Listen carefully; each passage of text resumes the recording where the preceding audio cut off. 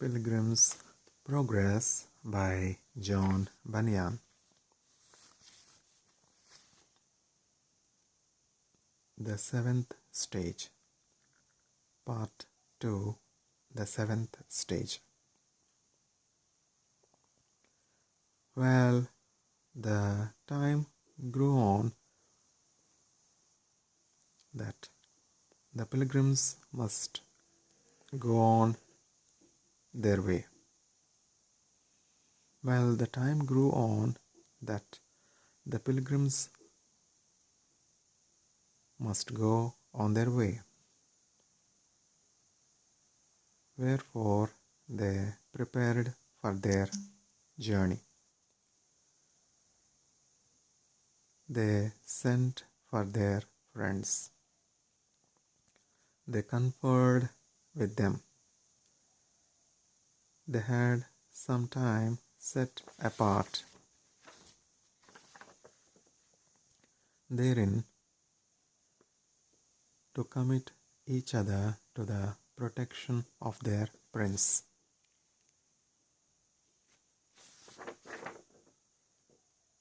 There were again that brought them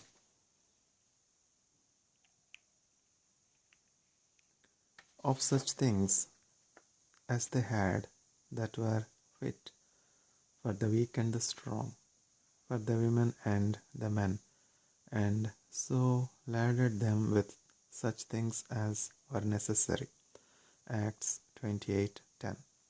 Then they set forward on their way, and their friends accompanying them so far as was convenient. They again committed each other to the protection of their king, and parted. They therefore that were on the pilgrims' company went on, and Mr. Greatheart went before them. Now the women and children being weakly,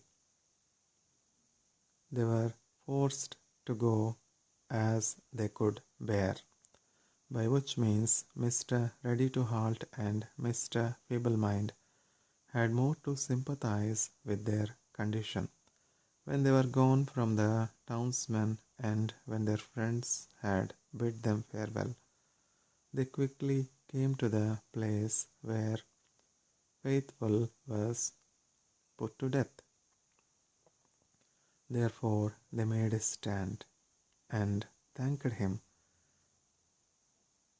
that had enabled him to bear his cross so well, and the rather because they now found that they had a benefit by such a manly suffering as his was. They went on, therefore, after this, a good way further, talking of Christian and Faithful, and how Hopeful joined himself to Christian after that Faithful was dead. Now they were come up with the hill Lucre, where the silver mine was, which took Demas off from his pilgrimage, and into which, as some think, Bibles fell and perished. Wherefore they considered that. But when they were come to the old monument that stood over against the hill Lucre, to wit, to the pillar of salt that stood also within view of Sodom and its stinking lake, they marveled, as did Christian before, that men of such knowledge and ripeness of wit as they were should be so blinded as to turn aside here.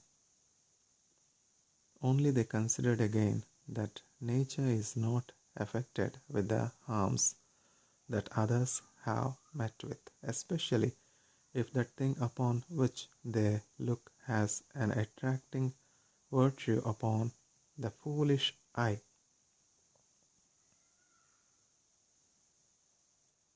I saw now that they went on till they came to the river that was on this side of the Delectable Mountains, to the river where the fine trees grow on both sides, and whose leaves, if taken inwardly, are good against surfeites, where the meadows are green all the year long, and where they might lie down safely. Psalm 23 2. By this riverside in the meadows there were cottages and folds for sheep, a house built for the nourishing and bringing up of those lambs, the babes of those women that go on pilgrimage. Also there was here one that was interested with them, who could have compassion, and that could gather these lambs with his arm and carry them in his bosom and gently lead those that were with young. Hebrews 5 2, Isaiah 40:11. Now to the care of this man Christiana admonished her 4 daughters to commit their little ones, that by these waters they might be housed, harbored, succored, and nourished, and that none of them might be lacking in time to come. This man, if any of them go astray or be lost, will bring them again. He will also bind up that which was broken, and will strengthen them that are sick. Jeremiah 23:4, AHKL 34:11-16. Here they will never want meat, drink, and clothing. Here they will be kept from thieves and robbers, for this man will die before one of those committed to his trust shall be lost. For this man will die before one of those committed to his trust shall be lost. Besides, here they shall be sure to have good nurture and admonition, and shall be taught to walk in right paths, and that is a favor of no small account. Also here, as you see, are delicate waters, pleasant meadows, dainty flowers, variety of trees, and such as bear wholesome fruit not like that which Matthew ate of, that fell over the wall out of Beelzebub's garden, but fruit that procureth health where there is none, and that continueth and increaseth it where it is.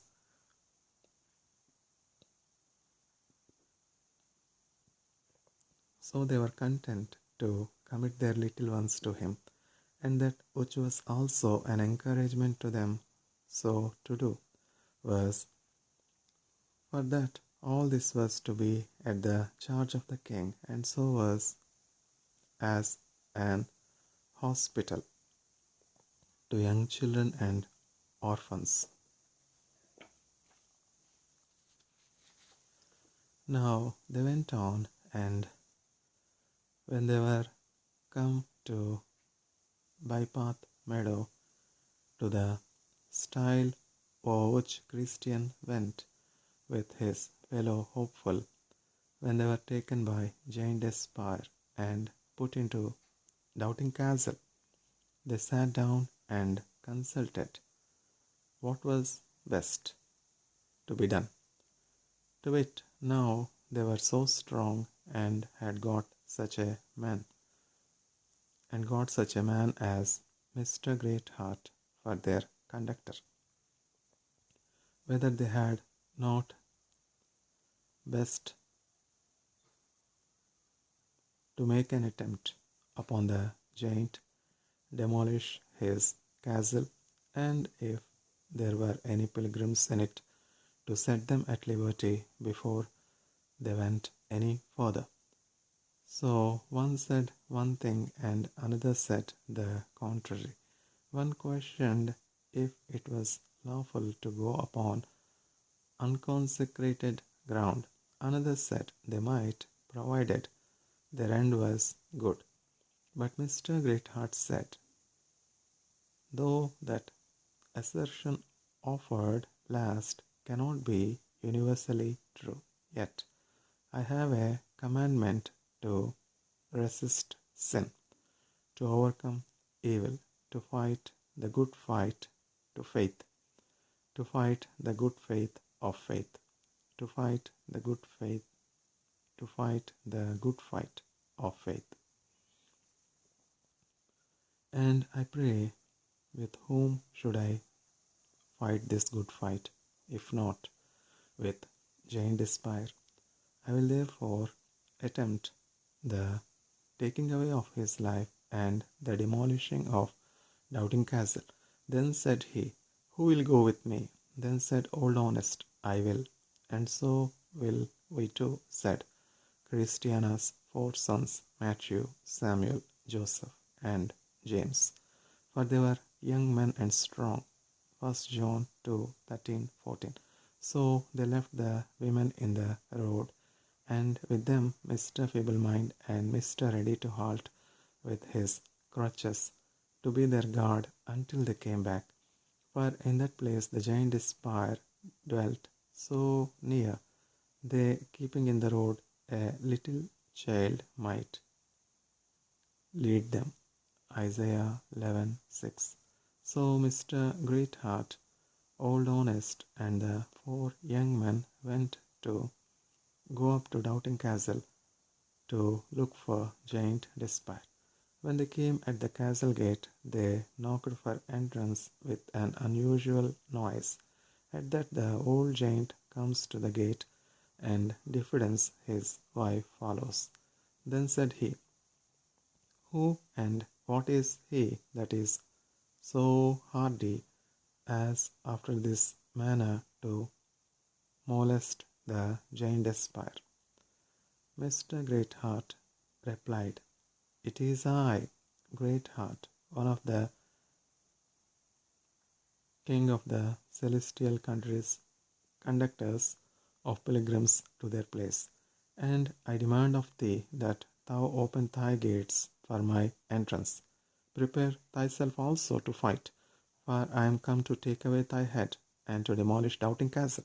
Now Giant Despair, because he was a giant, thought no man could overcome him, and again thought he, since heretofore I have made a conquest of angels, shall Greatheart make me afraid? So he harnessed himself and went out. He had a cap of steel upon his head, a breastplate of fire girded to him, and he came out in iron shoes, with a great club in his hand. Then the 6 men made up to him, and beset him behind and before.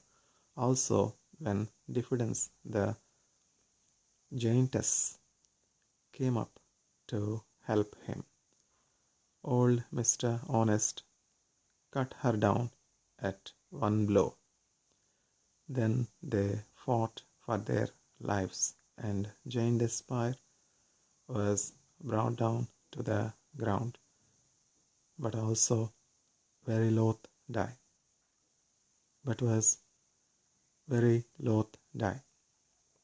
He struggled hard and had, as they say, as many lives as a cat. But Greatheart was his death, for he left him not till he had severed his head from his shoulders. Then they fell to demolishing Doubting Castle, and that might with ease be done, since Jane Despair was dead. There were 7 days in destroying of that, and in it of Pilgrims they found one, Mr. Despondency, almost starved to death, and one much afraid, his daughter. These two they saved alive.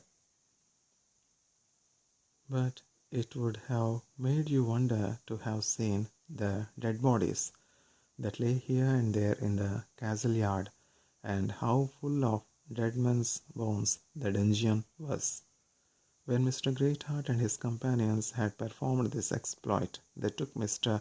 Despondency and his daughter much afraid into their protection, for they were honest people, though they were prisoners in Doubting Castle to that tyrant giant Despair.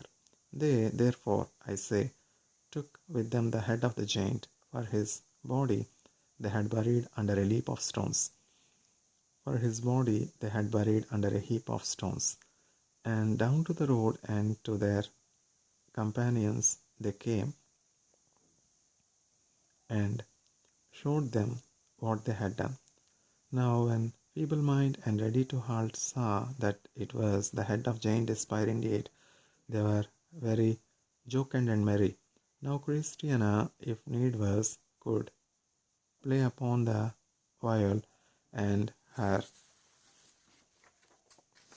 daughter Mercy upon the lute. So, since they were so merry disposed, she played them a lesson, and Ready-to-Halt would dance. So he took Despondency's daughter, much afraid, by the hand, and to dancing they went in the road. True, he could not dance without one crutch in his hand, but I promise you he footed it well. Also the girl was to be commended, for she answered the music handsomely. As for Mr. Despondency, the music was not so much to him. He was for feeding rather than dancing, for that he was almost starved. So Christiana gave him some of her bottle of spirits for present relief, and then prepared him something to eat. And in a little time the old gentleman came to himself and began to be finely revived. Now I saw in my dream, when all these things were finished, Mr. Greatheart took the hand of Jane Despair. Mr. Greatheart took the head of Jane Despair and set it upon a pole by the highway side, right over against the pillar that Christian erected for a caution to pilgrims that came after to take heed of entering into his grounds. Then he writ under it upon a marble stone these verses following: This is the head of him whose name only in former times did pilgrims terrify. His castle is down, and diffidence his wife. Brave Mr. Greatheart has bereft of life.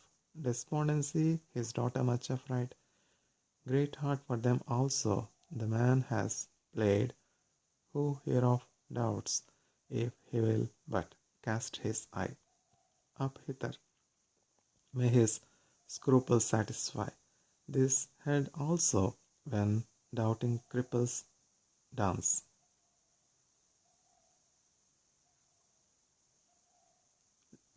doth show, from fears they have deliverance.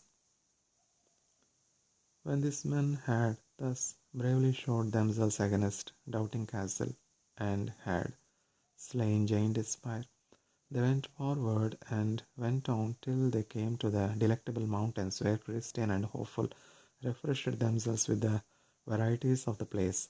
They also acquainted themselves with the shepherds there, who welcomed them as they had done Christian before unto the delectable mountains. Now the shepherds, seeing so great a train follow Mr. Greatheart, for with him they were well acquainted, they said unto him, Good sir, you have got a goodly company here. Pray, where did you find all this? Then Mr. Greatheart replied, First, here is Christiana and her train, her sons and her sons' wives, who, like the vine, keep by the pole and do by compass steer from sin to grace, else they had not been here. Next, here's old honest come on pilgrimage, ready to halt too, who I dare engage. True-hearted is, and so is feeble mind, who willing was not to be left behind. Despondency. Good man is coming after, and so also is much afraid his daughter. May we have entertainment here, or must?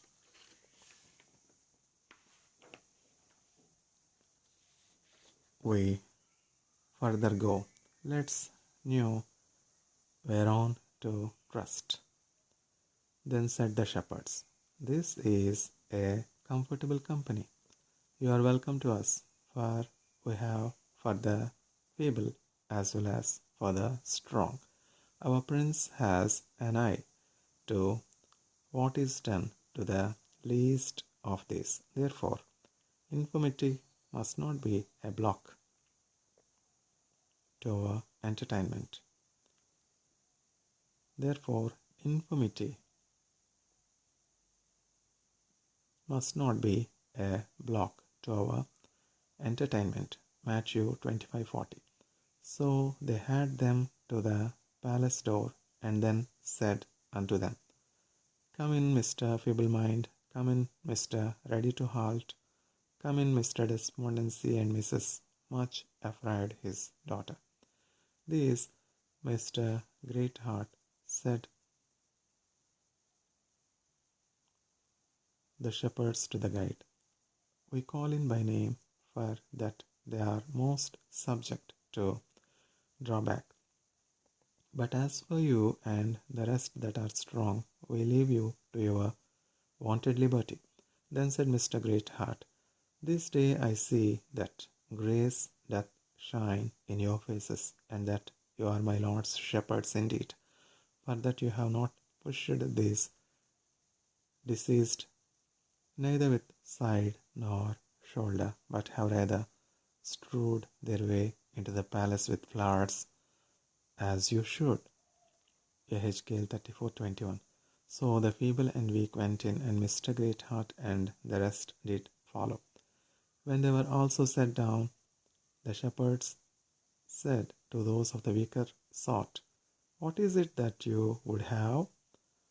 For, said they, all things must be managed here to the supporting of the weak as well as to the warning of the unruly. So they made them a feast of things easy of digestion and that were pleasant to the palate and nourishing, the which, when they had received, they went to their rest, each one respectively unto their proper place.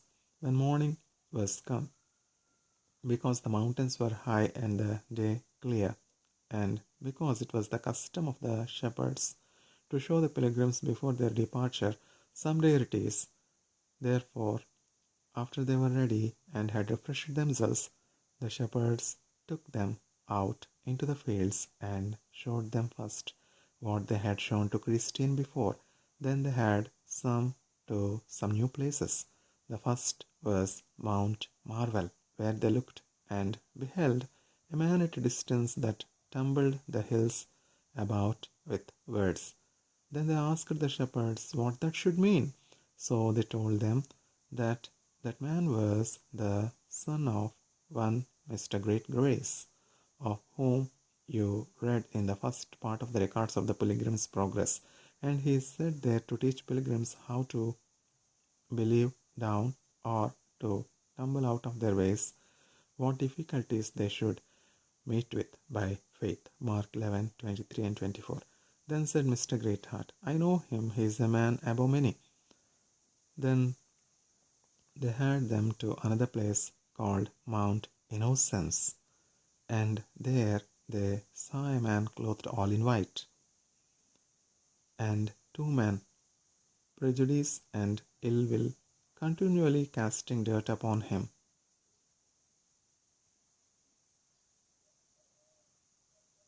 Now, behold, the dirt, whatsoever they cast at him, would in a little time fall off again, and his garment would look as clear as if no dirt had been cast thereat. Then said the pilgrims, What means this? The shepherds answered, This man is named Godly Man, and this garment is to show the innocency of his life. Now those that throw dirt at him are such as hate his well-doing, But as you see, the dirt will not stick upon his clothes, so it shall be with him that liveth innocently in the world. So it shall be with him that liveth innocently in the world. Whoever they be that would make such men dirty, they labor all in vain, for God, by that a little time is spent, will cause that their innocence shall break forth as the light, and their righteousness as the noonday. Then they took them and had them to Mount Charity, where they showed them a man that had a bundle of cloth lying before him, out of which he cut coats and garments for the poor that stood about him. Yet his bundle or roll of cloth was never the less. Then said they, What should this be?